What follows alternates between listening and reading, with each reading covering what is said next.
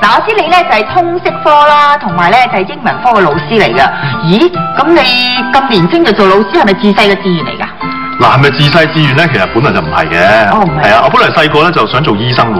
哦。係啦，咁啊，不過後期發覺自己啲記性唔好嘅，做醫生咧要記好多嘢嘅，好多嗰啲專有名詞啊咁樣。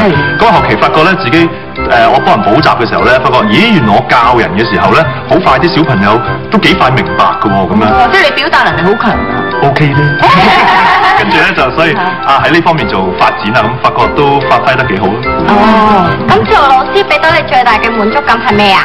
最大滿足感咧就係幫到佢哋先啦，因為自己都做過學生咧，有時真係唔明一啲嘢咧。如果教師講得唔清楚，或者自己學極都學唔明咧，真係會有時有個樽頸位進步唔到嘅。咁我發覺好有滿足感就係幫到佢哋啦，同埋最大滿足感就係可以，我發覺可以 keep 住後生啲嘅。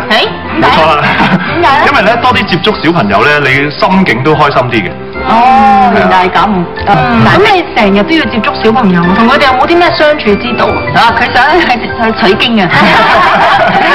有嘅喎，我覺得其實最緊要就係頭先所講咁樣咯，即係真心就得㗎啦。即係小朋友冇機心咧，你只要用個心去錫佢哋，即係譬如教佢哋都好，你真係好想佢哋識，咁你自然會教得好㗎啦。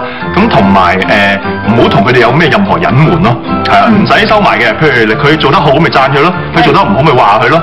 咁亦都話佢之餘，教翻佢哋點解咯。鼓勵佢咯，鼓勵佢咯，係啦。咁跟住其實最好嘅相處之道就係真，我覺得真誠，係嘛？